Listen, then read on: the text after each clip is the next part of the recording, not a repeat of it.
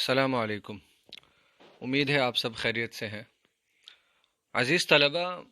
اردو زبان و ادب کی تاریخ کا جب ہم مطالعہ کرتے ہیں تو ہمیں فورٹ ولیم کالج اس میں نمایاں حیثیت رکھتا ہوا نظر آتا ہے۔ بڑی سچی بات ہے کہ فورٹ ولیم کالج کے بغیر اردو زبان و ادب کی تاریخ مکمل نہیں ہو سکتی ہے،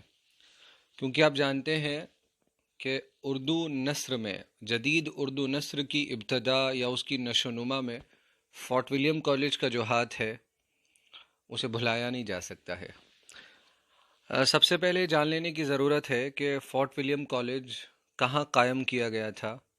اور اس کا تعارف، ایک مختصر سا تعارف آپ کے سامنے پیش کر دیا جاتا ہے۔ فورٹ آپ جانتے ہیں قلعے کو کہتے ہیں۔ تقریباً 1757 کے آس پاس کی بات ہے، اس قلعے کی تعمیر کی گئی۔ ہوگلی ندی کے کنارے آپ جانتے ہیں، جسے آج ہم کلکتہ کہتے ہیں، انگریزوں نے اس کو بسایا تھا، تو وہیں پر ایک قلعہ تعمیر کیا گیا اور اس قلعے کا نام فورٹ ولیم رکھا گیا، اور اسی جگہ پر تقریباً 1800 کے آس پاس 10 جولائی 1800 کو جو گورنر جنرل اس وقت ویلیزلی تھے، انہوں نے اس کالج کا افتتاح کیا، اس کی بنیاد قائم ہو گئی، عمارت تعمیر ہو گئی، یعنی فورٹ ولیم کالج قائم کر دیا گیا۔ لیکن مزے کی بات کیا ہوئی کہ جب کالج کے ضابطہ لکھا گیا، اور تو اس میں افتتاح کی تاریخ، قیام کی تاریخ 4 مئی 1800 درج کی گئی۔ اس کی ایک وجہ تھی۔ وجہ یہ تھی کہ ٹھیک ایک سال پہلے 4 مئی 1799 کے دن حضرت ٹیپو سلطان رحمۃ اللہ علیہ کو انگریزوں نے شہید کر دیا تھا۔ ہم دعا کرتے ہیں کہ اللہ ان کو شہید کا درجہ دے۔ تو سلطان ٹیپو کی وہ ان کا انتقال فرمانا انگریزوں کے لیے اتنا اہم واقعہ تھا کہ جب انہوں نے میسور کو فتح کر لیا اور سلطان کو جو ہے وہ ان کو قتل کر دیا اور وہ انتقال فرما گئے، اس دن جس کمانڈر نے جب سلطان ٹیپو کی جو ہے وہ میت کو دیکھا، باڈی کو دیکھا، تو وہ چیخ اٹھا کہ اب ہندوستان ہمارا ہے۔ تو یہ واقعہ انگریزوں کی نگاہ میں اتنی اہمیت کا حامل تھا کہ جو کالج 10 جولائی 1800 کو قائم ہو رہا ہے، لیکن جب تاریخ اس کی لکھی گئی تو اس کی اینیورسری، اگر آپ کہہ لیں کہ انگریزوں کی نگاہ میں اس واقعے کی اتنی اہمیت تھی کہ اس کا ٹھیک ایک سال پورا ہونے والی تاریخ انہوں نے اس میں درج کرائی۔ یہ اہمیت ٹیپو سلطان کی انگریزوں کے نزدیک تھی، اور ٹیپو سلطان اس قدر ان کی نگاہ میں ان کے راستے کا روڑا، اتنا مضبوط روڑا تھے کہ ان کے جو ہے وہ اس دنیا سے جاتے ہی وہ کمانڈر چیخ اٹھا کہ اب ہندوستان ہمارا ہے، جب اس نے ان کی میت دیکھ لی۔ قیام کا مقصد دیکھ لیتے ہیں، ہوتا کیا ہے۔ دیکھیے، آپ جانتے ہیں کہ سول ملازمین جو کمپنی جب 1700 کے آس پاس، 1707 کے آس پاس جب اورنگزیب رحمۃ اللہ علیہ کا انتقال ہو گیا، پھر اس کے بعد جو ہے کمپنی کا دخل جو ہے بڑھنے لگا۔ بنگال فتح کر لیا ان لوگوں نے تقریباً 40-50 سال بعد، اور پھر اس کے بعد دھیرے دھیرے دھیرے دھیرے کمپنی کا مقصد تجارت کے ساتھ ساتھ حکومت کرنا بھی ہو گیا۔ تو پھر انہیں ضروری معلوم ہوا کہ بھئی اب ہم یہاں حکومت کرنے کے ارادے سے مستقل جو ہے وہ قدم پھیلا رہے ہیں، تو ہمارے جو سول ملازمین ہیں وہ لوگ یہاں کی تہذیب، یہاں کی جو بول چال کی زبان ہے اس سے تھوڑا بہت واقف ہو جائیں، تاکہ جو نیچے کے ملازمین ہوں گے، مثلا افسر تو انگریز ہی ہوگا، اور نیچے کے جو ان کے ماتحت ہوں گے، جو سب آرڈینیٹس ہوں گے، نیچے کے کام کرنے والے ہندوستانی ہوں گے، ان سے بھی بات چیت کرنی ہے اور عوام سے بھی بات چیت کرنی ہے، تاکہ ان میں بھروسہ قائم رہے کہ بھئی ہم آپ لوگوں کے لیے ہی حکومت کر رہے ہیں، آپ کے بھلے کے لیے کام کر رہے ہیں، تو ان سے بھی بات چیت کرنے کی ضرورت پڑے گی۔ اور آپ جانتے ہیں کہ کسی بھی جگہ اگر آپ کو حکومت کرنی ہے تو یہ ایک اہم بات تھی کہ کم سے کم آپ اس علاقے کی جغرافیہ یعنی جیوگرافی سے واقف ہوں، وہاں جس جگہ آپ حکومت کرنے کا ارادہ رکھتے ہیں وہاں کی تہذیب سے واقف ہوں، وہاں کے لوگوں کی عادتیں کیا ہیں، کلچر کیا ہے، کن کن چیزوں میں لوگوں کا یقین ہے، اور ان پر کیسے حکومت آسانی کے ساتھ کی جا سکتی ہے۔ تو اس مقصد کے لیے جیسے ہی لوگ افسر ہندوستان آیا کرتے تھے، انگریز نوکری کے لیے افسر کے طور پر، تو پہلے کیا ہوتا تھا، فورٹ ولیم کالج سے پہلے ان کو وہیں تعلیم، ٹریننگ جو ہم کہہ سکتے ہیں، وہیں دی جاتی تھی، انگلستان کے اندر، انگلینڈ کے اندر۔ لیکن جب فورٹ ولیم کالج یہاں قائم کر دیا گیا، اسی غرض سے کہ جو انگلستان سے ہندوستان آنے والے افسر ہیں، ان کو ہندوستانی تہذیب سے روشناس کرانے کے لیے اور یہاں کی زبانوں کے لیے، زبانوں سے واقف کرانے کے لیے جب یہاں کالج کا قیام کر دیا گیا تو ان کو اسی کالج میں جو ہے ہندوستانی جغرافیہ، یہاں کی تہذیب، یہاں کی زبانیں، یہاں کا قانون، کہ بھئی مسلمانوں کی شریعت اور دوسرے مذاہب کے جو لوگ یہاں رہتے تھے ان کی کیا مانیتائیں ہیں، کن چیزوں میں وہ یقین رکھتے ہیں، وغیرہ وغیرہ، اس کالج کے ذریعے سے وہ ٹریننگ پھر 1800 کے بعد دی جانے لگی تھی۔ تو یہ جب آپ جواب لکھیں گے تو آپ یہ جان لیں کہ قیام کا مقصد کیا تھا۔ ہم نے یہاں قیام کا مقصد کہ کالج کو کیوں قائم کیا گیا، کہ یہ مقصد پورا کیا جا سکے۔ بات کیا تھی کہ اس وقت سرکاری زبان کا جو درجہ تھا وہ فارسی کو حاصل تھا، لیکن عام بول چال کی زبان ہندوستانی آپ کنفیوز نہ ہو، اردو کا ہی اس وقت، چونکہ اردو ہی سب سے زیادہ جو ہے بولی جاتی تھی، اسی لیے اسی کو ہندوستانی زبان کہا جاتا تھا، اور اس کا جاننا سب سے زیادہ ضروری خیال کیا گیا کیونکہ زیادہ تر لوگ وہاں کے اردو بولنے والے تھے اس وقت ہندوستان کے۔ ایک بات اور قابل غور یہ وہی بات ہے جو میں عرض کر چکا ہوں کہ 18ویں صدی کے آخر تک کالج کے قیام سے پہلے پہلے جو انگریز ملازمین جو ہندوستان آتے تھے ان کی تعلیم اور تربیت اور ٹریننگ، اخلاق کی تعلیم، ان سب کا بندوبست جو ہے وہ انگلستان میں ہی کیا جاتا تھا۔ اب آپ مقصد سمجھ چکے ہیں کہ کالج کو کیوں قائم کیا گیا۔ جب آپ جواب لکھیں گے، آپ سے پوچھا جائے گا فورٹ ولیم کالج کے بارے میں لکھیں، تو آپ اس کا تعارف کرائیں، اس کے قیام کا مقصد بتائیں، اور پھر اس کی ادبی خدمات، جسے اب ہم آگے پڑھنے جا رہے ہیں۔ اور کئی مرتبہ سیدھا سوال پوچھا جاتا ہے فورٹ ولیم کالج کی ادبی خدمات کا جائزہ لیں، تب بھی آپ فورٹ ولیم کالج کا تعارف دیں، اس کے قیام کا مقصد بتائیں، اور پھر ادبی خدمات پر آئیں۔ یہاں تک بات سمجھ آ چکی ہوگی، قیام کا مقصد آپ سمجھ چکے ہیں۔ بھائی جو نئے نئے افسران، نووارد انگریز ہیں، نو سیکھیے انگریز ہیں، ہندوستان آ رہے ہیں، اب ان سے ہمیں کام لینا ہے، انہیں فیلڈ میں بھیجنا ہے، افسر بنا کر، کسی کو کلیکٹر بنانا ہے، کسی کو ڈپٹی کلیکٹر بنانا ہے، کسی کو اور کوئی عہدہ دینا ہے، الگ الگ عہدوں پر وہاں سے پھر بھیج دیا جاتا تھا کالج سے ٹریننگ کے بعد۔ تو کالج میں ان کو ٹریننگ، تربیت، اخلاقی تربیت، یہاں کی جغرافیہ، یہاں جغرافی یعنی کہ، اور یہاں کی تہذیب، یہاں کی زبانیں، ایک ضروری حد تک معلومات، تاکہ یہ جا کر آسانی کے ساتھ کام کر سکے، عوام کے ساتھ میل جول قائم کر سکے، عوام کا جو ہے وہ ذہنی پس منظر جان سکیں کہ یہ لوگ کس ذہنیت کے ہیں، کیا کیا کچھ ان کے جو ہیں یقین ہے، اور ان کا رہن سہن کیسا ہے، ان ساری باتوں سے واقف کرانے کے لیے اس کالج کو قائم کیا گیا۔ ٹریننگ درسگاہ تھی، ایک تربیت کی درسگاہ تھی، اخلاقی تعلیم بھی دی جاتی تھی کہ بھئی کس طرح سے افسر کو پیش آنا چاہیے، عوام کے بیچ جا کر خدمات کو کیسے انجام دینا چاہیے، یہ سب یہاں سے کالج کے ذریعے سے ان کو ٹریننگ دی جانے لگی۔ تقریباً غالباً 3 سال کی ٹریننگ اور تعلیم و تربیت چلا کرتی تھی۔ ادبی خدمات اگر ہم دیکھیں تو بچوں بہت اہم مقام ہے، جیسا میں نے شروع میں کہا تھا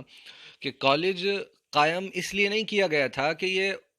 اردو، خاص طور پہ اردو کی ہم بات کر رہے ہیں، کہ یہ اردو ادب کی خدمت کرے گا، یہ اردو زبان کے لیے کچھ کرے گا، اس مقصد سے قائم نہیں کیا گیا تھا۔ تاریخ میں، ہسٹری میں ایسی مثالیں بہت کم ملتی ہیں کہ جو چیز مقصد تو کچھ اور تھا لیکن اس مقصد کے ساتھ ساتھ ایک اور اہم مقصد نہ چاہتے ہوئے وہ پورا ہو گیا، جو کہ ان کا مقصد نہیں تھا۔ کہ اس کالج نے بے ساختہ طریقے سے مقصد اس کا یہ نہیں تھا کہ اردو زبان، اردو ادب کی تعلیم کو عام کیا جائے، اردو زبان کو ترقی دی جائے، اردو نثر خاص طور پہ جس میں ہم جملوں میں بات چیت کرتے ہیں، اس وقت ہم کیا کر رہے ہیں، نثر میں بات چیت کر رہے ہیں، داستان، قصہ، کہانی سب نثر میں ہوتا ہے، شاعری کی ضد، شاعری کے علاوہ۔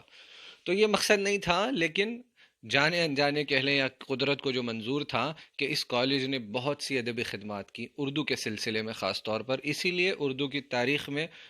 میں نے کہا کہ فورٹ ولیم کالج کو پڑھے بغیر، اس کا مقام جانے بغیر اور اس کی اہمیت کو قبول کیے بغیر اردو زبان کی تاریخ کو نہیں سمجھا جا سکتا۔ سب سے پہلی جو ادبی خدمت ہے وہ ہے کہ جدید اردو نثر کی بنیاد یہیں سے پڑی ہے۔ جدید یعنی ماڈرن اردو نثر کی بنیاد جو ہے نا وہ یہاں سے پڑی ہے۔ کیسے پڑھی ہے ابھی ہم بتائیں گے۔ اصل میں اب بات آتی ہے تعلیم و تربیت کی۔ میں نے بتایا کہ اردو زبان بھی سکھانی ہے بھائی، اور بھی مختلف زبانیں، لیکن سب سے زیادہ توجہ زبانوں میں اردو زبان اور فارسی زبان کو بھی دی گئی تھی۔ تو اب جب دیکھیے کتاب کسی کو زبان سکھانی ہے تو آج آپ دیکھتے ہیں آپ کی NCERT کی کتابیں آپ پڑھتے ہیں تو جو ایک زبان کو سکھانے کے لیے کتاب ہوتی ہے وہ الگ ہوتی ہے ہے نا، آپ کو اردو زبان سیکھنی ہے تو اس کی زبان کی کتابیں، آپ اردو کا اخبار پہلے دن سے نہیں پڑھنے لگتے ہیں، یا آپ کوئی اور سی اردو کی کوئی کتاب اٹھا لیتے ہیں پہلے دن کوئی سی بھی کتاب اور اس کو پڑھنا شروع کر دیتے ہیں، نہیں، بلکہ جب زبان نئی سکھائی جاتی ہے، آپ انگریزی مثال کے طور پر نہیں جانتے ہیں، بالکل نہیں جانتے ہیں، تو جب آپ انگریزی سیکھنا شروع کریں گے تو ایسی کتابیں لیں گے جو سیکھنے میں معاون ہو، نہ کہ ایسی کہ جو ایسی کتابیں ہوں جنہیں سیکھا ہوا پڑھ سکے، سمجھ رہے ہیں بات؟ ہاں، تو اس وقت اردو زبان میں مزے کی بات یہ ہے، ایسی کتابیں موجود ہی نہیں تھیں کہ جو انگریز افسروں کو عام بول چال کی زبان جسے لوگ بولتے ہیں وہ بول چال کی زبان سکھانے میں مدد کر سکے۔ تو کیا کیا گیا بھائی، جب ایسی کوئی کتاب ہی نہیں تھی، کیوں نہیں تھی؟ کیونکہ اس وقت جو نثر لکھی جاتی تھی اس پر فارسی کا غلبہ زیادہ تھا، سمجھ رہے ہیں بات؟ فارسی زبان چونکہ سرکاری زبان بھی تھی، اور زیادہ تر آپ جانتے ہیں کہ تھوڑا سا ہی زمانہ گزرا ہے کہ شاعری بھی فارسی میں ہو رہی تھی۔ 1720 میں غالباً جو ہے وہ ولی دکنی کا دیوان غالباً دہلی پہنچا ہے، 1700 کے زمانے کے آس پاس۔ ولی دکنی جس کو آپ جانتے ہیں، جو اردو زبان کا شاعر ہے، بہت بڑا شاعر ہے، اس کے بعد آپ دیکھتے ہیں کہ ہمیں اردو شاعر ملتے ہیں، میر تقی میر ملتے ہیں، حالانکہ ان کی فارسی میں بھی شاعری موجود ہے۔ تو پتہ ہی چلا کہ چونکہ فارسی کا دبدبہ زیادہ تھا، فارسی کا بول بالا زیادہ تھا، تو اس وقت کی جو نثر تھی، اردو نثر بھی جو تھی نا، اس میں فارسی کے الفاظ زیادہ تھے، بناوٹ زیادہ تھی، سمجھ رہے بات؟ ہاں، تو جو فارسی کا چونکہ اثر لوگوں کے ذہنوں پر زیادہ تھا، تو وہی اثر کتابوں میں موجود تھا، لیکن ان کتابوں کے ذریعے، لیکن عام بول چال کی زبان وہ نہیں تھی، عام بول چال کی زبان فارسی نہیں تھی، وہ تو اردو تھی، ہندوستانی تھی۔ اب وہ سکھانی تھی لوگ بھائی، انگریزوں کو اردو ہی تو سکھائی جائے گی، انہیں فارسی آمیزش، جو زبان جس میں فارسی کی ملاوٹ بہت زیادہ ہو، وہ زبان سکھا کر کیا کریں گے؟ انہیں ادیب نہیں بنانا تھا، انہیں شاعر نہیں بنانا تھا، انہیں تو عام بول چال کی زبان کی اتنی نالج دینی تھی کہ ان کا کام چل سکے بس۔ تو اسی لیے کیا کیا گیا، جب ایسی کتابیں موجود نہیں تھیں تو بھائی مصنفین کو الگ الگ علاقوں سے جو ہے مصنفوں کو بلایا گیا، اشتہار دیے گئے، آؤ بھائی آؤ، ہمارے لیے آپ کتابیں لکھو، یا کتابوں کا ترجمہ کرو، وغیرہ وغیرہ، ان لوگوں کو بلایا گیا۔ تو بھائی ایسی کتابیں لکھوانی تھی کہ جو نہایت آسان اور عام فہم زبان، عام لوگوں کو سمجھ میں آ جائے، ایسی زبان، اس زبان میں کتابیں لکھنے کے لیے بلایا گیا۔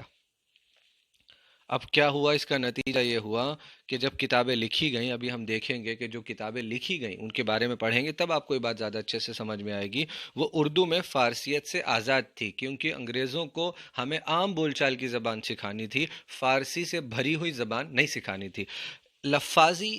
لفاظی اور عبارت آرائی سے بے نیاز سلیس زبان، آسان زبان کی بنیاد پڑ گئی، اور اردو نثر کی ترقی کے امکانات روشن ہو گئے۔ جب یہ کتابیں لکھی گئیں، جن میں سے ہم ایک دو کتابوں کا تذکرہ بھی کریں گے آگے، تب آپ کو بات اچھے سے سمجھ میں آئے گی، تو کیا ہوا کہ اردو نثر کی ایسی اردو نثر، ایسا اردو لکھنے کا انداز کی بنیاد پڑ گئی کہ جس میں فارسی کا دبدبہ نہ ہو، جو عام بول چال کی زبان ہو، آسانی سے سمجھ میں آنے والی زبان، جو سب کو سمجھ میں آ جائے، جس میں لفاظی بناوٹ اور صرف لفظوں کے تیر نہ چلائے گئے ہوں، بلکہ بات کو پر اثر انداز میں آسان لفظوں میں بیان کیا گیا ہو، سیدھے بات دل سے نکلے اور دل پر اثر کرے۔ لفاظی کے لیے جگہ اردو نثر میں کیا ہوتا ہے، لفاظی کی وجہ سے بھاری ہو جاتی ہے، سمجھنے میں پریشانی محسوس ہوتی ہے۔ دوسرا کام کیا ہوا، پہلا کام تو جدید اردو نثر کی بنیاد پڑی، دوسرا کام کیا ہوا کہ چھاپا کھانے کا قیام کیا گیا۔ چھاپا کھانا، پبلشنگ ہاؤس۔ اب جب کتابوں کی ضرورت تھی، زیادہ تعداد میں کتابوں کی ضرورت پڑی، تو ظاہر ہے کتابیں چھاپنی تھیں، تو کتابیں چھاپنے کے لیے پبلیکیشن ہاؤس، چھاپا خانہ قائم کیا گیا، اور اردو ٹائپ کا استعمال کیا گیا۔ یہ بہت اہم ترقی تھی اردو زبان کے لیے۔ آپ جانتے ہیں اس وقت جو ہے وہ قلمی نسخے ہوتے تھے، قلمی مطلب قلم سے لکھے ہوئے نسخے موجود ہوا کرتے تھے۔ اب قلم سے لکھے ہوئے نسخے، چاہے شاعری کا ہو یا نثری کتاب کا ہو، آپ جانتے ہیں کہ ایک حد ہے اس کی لکھنے کی، ایک آدمی اگر پورا دن لکھے گا تو کتنی کتابیں لکھ لے گا؟ لیکن چھاپا خانہ ایک بار جو ہے وہ کتاب پرنٹ اردو ٹائپ میں ٹائپ ہو گئی، تو ایک مرتبہ اس کو ہزاروں کاپیاں آپ چھاپ لیجئے مشین کی مدد سے، بار بار چھاپتے رہیے۔ تو اردو اس سے کیا ہوا کہ جو شعبہ تصنیف و تالیف قائم کیا گیا تھا، کتابوں کی تالیف کے لیے، کتابیں لکھنے کے لیے، یہ اس شعبے کو ہم بتا دیں تصنیف اور تالیف، یعنی کتابیں لکھنے کے لیے، تیار کرنے کے لیے، جہاں کتابیں ترجمہ کی گئی ہوں یا دوسرے سورسز سے لے کر تیار کی گئی ہوں، جب وہ قائم کر دیا گیا، مصنفین کو اور مترجمین کی تقرری ہو گئی، ریکروٹمنٹ ان کا ہو گیا، انہیں رکھ لیا گیا، مترجمین یعنی ترجمہ کرنے والے، چونکہ ہم جانتے ہیں کہ اس کالج کے اندر دوسری زبان مثلا فارسی زبان، فارسی داستانوں کا ترجمہ اردو میں کیا گیا. تو ان کا کام کیا تھا مصنفین اور مترجمین کا، کہ درس و تدریس کے لیے، پڑھنے پڑھانے کے لیے جو ہے مناسب کتابوں کا انتظام کیا جائے. تو اس کے لیے شعبہ تصنیف و تالیف قائم کیا گیا، اور پھر جب تصنیف و تعلیم قائم کر دیا گیا تو اس کو فروغ دینا ہے، پبلیکیشن ہاؤس کو ہمیں فروغ دینا ہے، تو اس کے لیے چھاپہ خانہ قائم کیا گیا، اور اس میں طباعت کے لیے، پبلیکیشن کے لیے اردو ٹائپ کا استعمال کیا گیا. اس طرح سے کالج کی زیر اثر اردو ٹائپ کی ترقی اور چھاپہ خانے کا قیام ہوا. یہ اردو کی فورٹ ولیم کالج کی ادبی خدمات تھیں، خاص طور پر اردو کے لیے. آگے اگر ہم دیکھیں تو ہم جانتے ہیں کہ فورٹ ولیم کالج سے پیشتر یعنی اس سے پہلے اردو نثر، جیسا کہ میں نے کہا، اور نظم کی کتابیں قلمی ہوتی تھی، اس لیے عام لوگ ان سے محروم رہتے تھے. فورٹ ولیم کالج کی بدولت اردو کتابیں ہزاروں کی تعداد میں چھاپے خانوں میں چھپنے لگیں. اس طرح اردو پڑھنے والوں کا حلقہ بہت وسیع ہو گیا. اب یہ مقصد تھوڑی تھا فورٹ ولیم کالج والوں کا کہ بھئی ہم اردو پڑھنے والوں کی، اردو ادب پڑھنے والوں کی تعداد میں اضافہ کریں، لیکن جب وہ ضرورت پڑی تو ضرورت کے تحت جو کچھ ہوا تو اس کا جو ہے دوسرے انجام بھی سامنے آئے، دوسرے فائدے اس کے ساتھ ساتھ جو جڑے ہوئے تھے وہ اپنے آپ ہونے لگے. تو اب آپ کو بات سمجھ میں آ گئی ہوگی کہ دوسری خدمت جو ہے وہ چھاپہ خانے کا قیام اور اردو ٹائپ کی نشو و نما، جس میں ہم نے ذکر کیا گیا کہ مصنفین اور مترجمین کو جو الگ الگ علاقوں سے بلایا گیا. ابھی ہم آگے اہم مصنفین کے نام جانیں گے، اور پھر انہوں نے ایک ڈپارٹمنٹ بنایا گیا تصنیف و تالیف کا، جہاں پر کتابیں تیار کرنے کی ذمہ داری ان لوگوں کو دی گئی. اور پھر جب ان لوگوں کو کتابیں لکھنے اور تیار کرنے کی ذمہ داری دے دی گئی تو جو نسخے انہوں نے تیار کیے، جو لکھا انہوں نے، اس کو چھاپنے کے لیے، اس کو فروغ دینے کے لیے، تاکہ اسٹوڈنٹس میں جو ہے وہ کتابیں تقسیم کی جا سکیں. جتنے اسٹوڈنٹس آئیں گے وہ افسران آئیں گے، اتنی کتابوں کی ضرورت پڑے گی، تو اس کے لیے چھاپہ خانہ کھولا گیا تھا. اور چھاپہ خانے میں اردو ٹائپ کا استعمال بہت اہم تھا، چونکہ اب تک قلمی نسخے تھے، ہینڈ ریٹن نسخے ہوا کرتے تھے.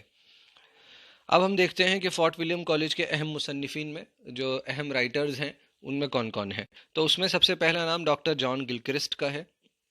یہ ہندوستانی زبان یا اردو زبان کے شعبے کے ڈپارٹمنٹ کے ہیڈ تھے. بہت زیادہ دلچسپی انہوں نے اردو زبان و ادب میں لی ہے، اور بہت کچھ انہوں نے خدمات انجام دی ہیں. میر امن دہلوی بہت اہم، سب سے اہم جو ہے مصنف ہیں فورٹ ولیم کالج کے. میر حیدر بخش حیدری، میر شیر علی افسوس وغیرہ یہ کالج کے اہم مصنفین میں سے تھے. اب ہم کچھ دیکھ لیتے ہیں اہم تصنیفات. جب آپ جواب لکھیں گے تو اسی طرح لکھیں جس طرح ہم نے یہاں پیش کیا ہے. انشاءاللہ آپ کو 5 نمبر کا سوال ہوگا تو 5 نمبر، 10 کا ہوگا تو انشاءاللہ 10 نمبر آسانی کے ساتھ مل جائیں گے جب آپ اسی طرح اسی فارمیٹ میں جواب لکھیں گے. اہم تصنیفات اگر ہم دیکھ لیں، آپ ان کو بھی اگر وہاں مینشن کر دیں گے، ان کا ذکر وہاں کر دیں گے، تو ایگزامینر کو احساس ہوگا کہ ہاں آپ کو بہت کچھ معلوم ہے. اور صرف ضروری باتیں ہم نے عرض کی ہیں، ہم تفصیل میں نہیں جا رہے ہیں. جان گلکرسٹ نے بہت ساری کتابیں لکھی ہیں، جس میں ہندوستانی لغت اور ہندوستانی گرامر، ان 2 کتابوں نے بہت شہرت پائی. یاد رکھیں گے اس بات کو. جان گلکرسٹ نے ہندوستانی لغت ڈکشنری کو بولتے ہیں، اور ہندوستانی گرامر یعنی اردو زبان کی لغت اور اردو زبان کی گرامر پر کام کیا اور کتابیں لکھی، اور ان 2 کتابوں کو بہت زیادہ شہرت ملی، اسی لیے ہم نے ان 2 کتابوں کا ذکر کیا. اس کے بعد جو میر امن دہلوی، جن کا ہم نے بتایا کہ جو سب سے مشہور مصنف ہیں، انہوں نے باغ و بہار کے نام سے قصہ چہار درویش کا ترجمہ کیا. باغ و بہار اصل میں فارسی میں ایک داستان تھی جس کا نام قصہ چہار درویش، 4 فقیروں کا قصہ. اس کا ترجمہ حالانکہ ایک مرتبہ اردو میں ہو چکا تھا، اس وقت یہ کتاب موجود تھی، لیکن وہ ترجمہ بہت، جیسا کہ میں نے کہا، بناوٹ اس میں بہت زیادہ تھی، وہ عام بول چال کی زبان میں نہیں تھا. اسی لیے جان گلکرسٹ نے میر امن سے درخواست کی تھی کہ آپ جب یہ ترجمہ کریں تو اس کو عام بول چال کی زبان میں، جسے دہلی کے لوگ، جسے عام لوگ بولا کرتے ہیں، اس زبان میں لکھیں، ایسا محسوس ہو کہ جیسے واقعی باتیں ہو رہی ہیں. تو یہ 4 فقیروں کا قصہ ہے. 11th کلاس میں آپ باغ و بہار سے واقف ہو چکے ہیں. اصل میں سب سے اہم بات کیا ہے کہ کالج سے جتنی کتابیں تیار کی گئی نا، باغ و بہار کو سب سے زیادہ شہرت نصیب ہوئی. کیوں نصیب ہوئی؟ کیونکہ جدید اردو نثر کی بنیاد اس کے اسلوب پر رکھی گئی ہے، اس کے اسٹائل پر رکھی گئی ہے. اب چونکہ یہ فورٹ ولیم کالج کے زیر اثر لکھی گئی کتاب، اس کا ترجمہ کیا گیا، اسی لیے ہم نے کہا کہ فورٹ ولیم کالج کی ادبی خدمات میں سے ایک خدمت کیا ہے؟ جدید اردو نثر کی بنیاد، جو کہ باغ و بہار کی مدد سے ڈلی ہے. آپ نے غالب کے خطوط پڑھے نا؟ غالب کے خطوط پر آپ جانتے ہیں، غالب کے خطوط کی زبان بہت مشہور ہے کہ سلیس زبان ہے، آسان زبان ہے، عام فہم زبان ہے اور دہلی کی زبان ہے،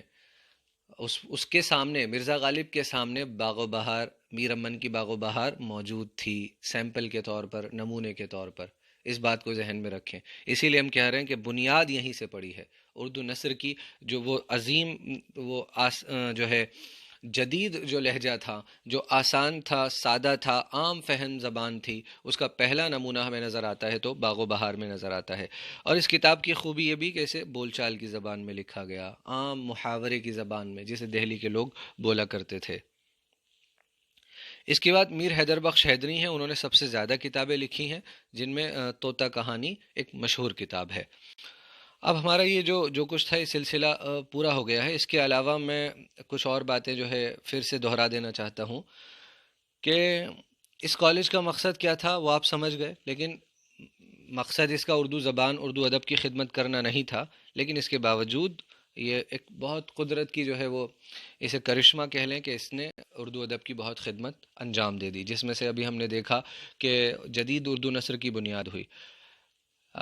اور مطلب ایسی زبان کے جو آسان ہو، سلیس ہو، عام فہم ہو۔ اردو نثر اس سے پہلے جو ہے وہ میں بتا چکا ہوں، فارسی کا اس پر دبدبہ، غلبہ زیادہ تھا۔ تو اب آپ کو اندازہ ہو گیا ہوگا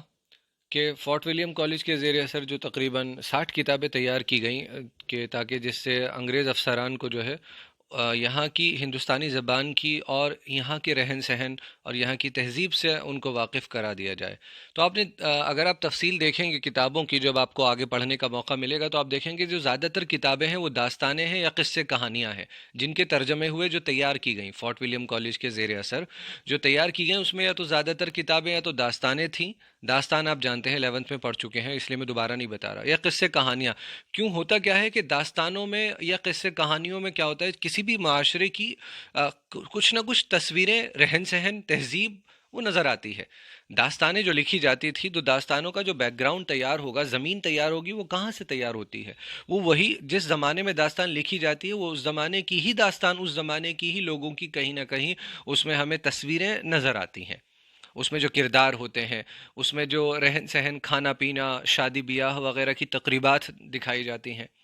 اور قصے کہانیوں میں جو کچھ، جو لوگوں کا بول چال کا انداز، جیسا میں نے ابھی کہا، کھانے پینے کی چیزیں ہیں، تیار ہونے کی چیزیں ہیں، الگ الگ رسومات لوگوں کی ہوا کرتی ہیں، تو ان سب کی جو جانکاری، واقفیت ہے، وہ انہی سے مل سکتی تھی نا انگریزوں کو۔ بھئی یہی تو مقصد تھا کہ ایک تو بول چال کی زبان سکھا دی جائے، دوسرا ان لوگوں کی تہذیب سے واقف کرا دیا جائے، جو ہندوستانی لوگ ہیں، ان کا رہن سہن، ان کی تہذیب، ان کا جو ہے